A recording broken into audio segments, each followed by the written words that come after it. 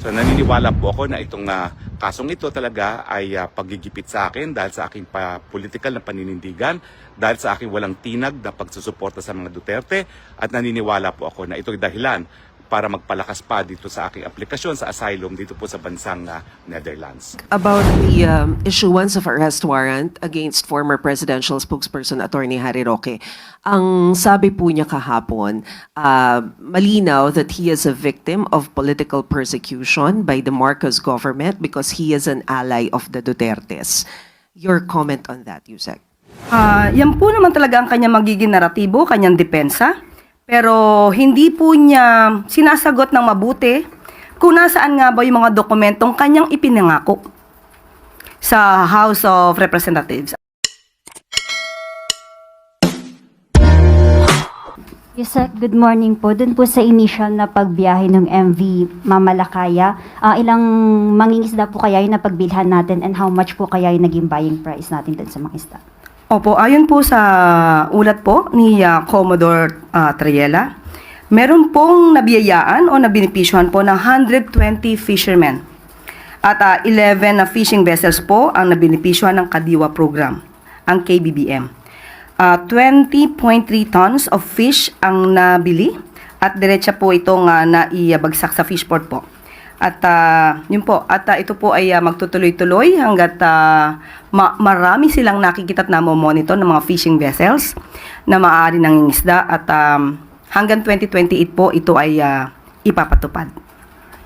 Okay, so safe to say, Yusek, na until Marcos administration po magtutuloy-tuloy po yung pagpapadala natin ng sa West Philippine Sea. Yes, opo, para matugunan din po ang issue about food security, talaga pong ito ay pinag-utos ng ating Pangulo.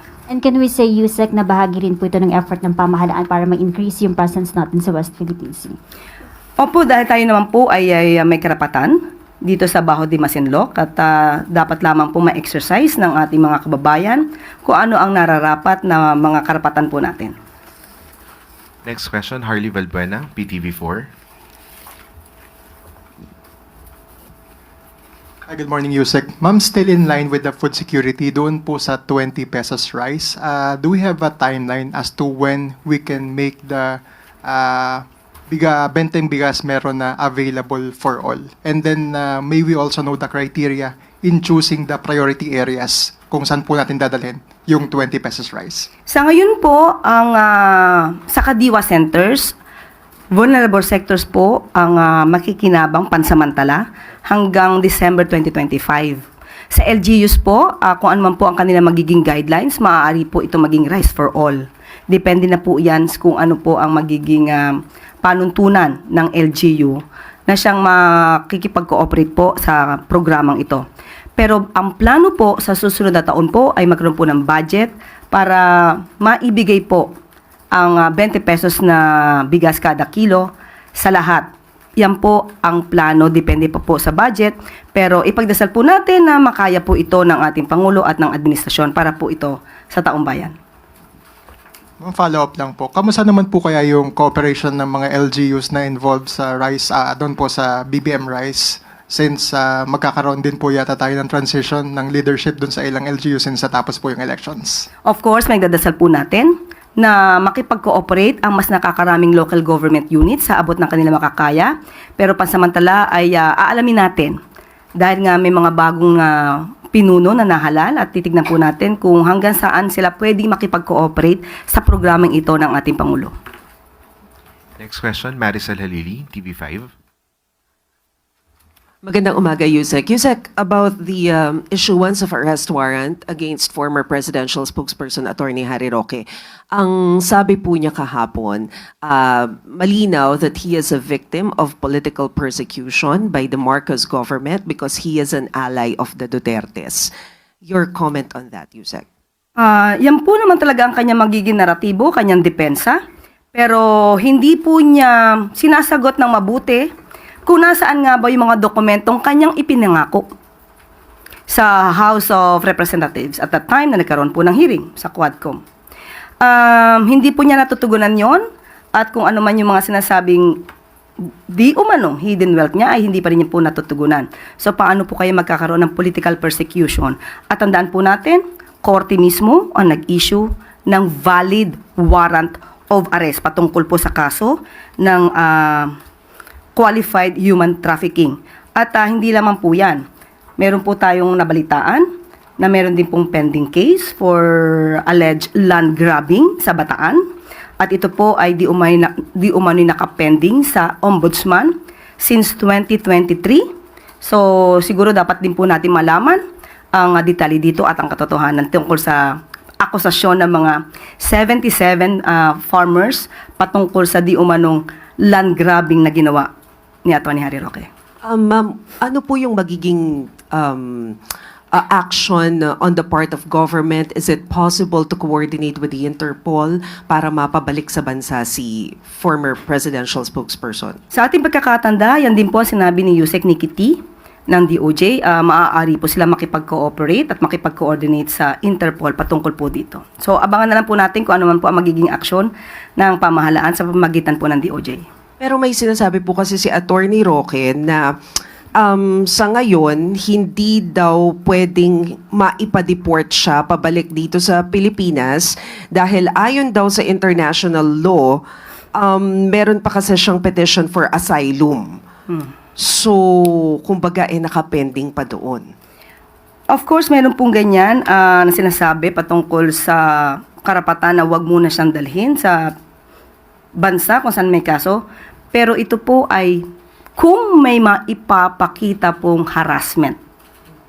Kung wala po siya mapapakitang harassment mula sa gobyerno at maipapatunayan na ang mga kasong ito ay legal na nasampa at may mga basihan para siya ay ma-issuehan ng warrant of arrest, hindi po tayo maniniwala na hindi siya maaaring dalhin sa Pilipinas.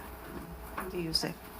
Follow-up question, Maris Umali, GMA7. So, ma'am, ibig sabihin, even, kasi yun po yung ini-insist niya when we were at The Hague before, ang sinasabi niya, it is part of the provision as an applicant for a political asylum seeker that hindi siya pwedeng galawin at all. Hindi siya pwedeng ipa-deport, hindi siya pwedeng arrestuhin.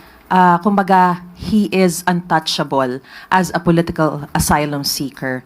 So, ano ang magiging basehan kung sakasakali nung sinasabi po ni attorney na they will work hand in hand with the government in order to siguro serve the arrest?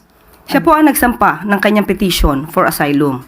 So dapat po para hindi po siya maaresto since may valid warrant of arrest na inisyu ang ating bansa, siya po ang dapat magpatunay na ang pagkuha sa kanya gamit man ang Interpol or kooperasyon sa Interpol, siya magpatunay ang pagdala dito sa Pilipinas ay because of mere harassment. So may condition po yun.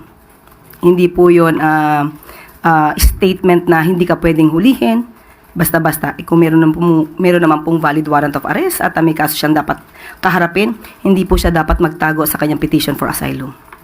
So naniniwala po ako na itong kasong ito talaga ay paggigipit sa akin dahil sa aking political na paninindigan, dahil sa aking walang tinag na pagsusuporta sa mga Duterte, at naniniwala po ako na ito'y dahilan para magpalakas pa dito sa aking aplikasyon sa asylum dito po sa bansang Netherlands. So ako po'y uulitin ko, gagawin ko po ang lahat ng remedyo sang-ayon po sa ating batas para mapawalang bisa itong impormasyon labang sa akin for qualified trafficking. At inuulit ko po wala po akong kahit sinong recruit at wala pong kahit anong ebidensyong sabuatan, at ang tanging dinidiin nila laban sa akin ay yung pagiging abogado ko, pagpa-follow up, pagsisiguro na ang operasyon na umuupa sa kumpanyang aking kliyente ay legal. Sa akin po, hindi po yan kasalanan. Yan po yung obligasyong ubigat po. Yan na ginawa ng isang abogado para kaya pa magkakaroon ng abogado. Ang gusto mo nga is kukuha ka ng abogado para legal ang lahat ng mga hakbang na gagawin ng mga kliyente. So wag po kayong mag-alala. Napakadami pa pong remedyo na ating gagawin, at samantala po ay talaga naman pong habang nakapinpin ang aking petition for asylum, hindi po sila magtatagumpay na ako po ay i-extradite pabalik ng Pilipinas dahil sang-ayon po dun sa tinatawag na right to non-refoulement sa ilalim ng international law, hindi po ako po pwedeng ma-deport back sa Pilipinas hanggang hindi matapos yung desisyon ng bansang Netherlands kung ako nga po ay bibigyan ng asylum o hindi.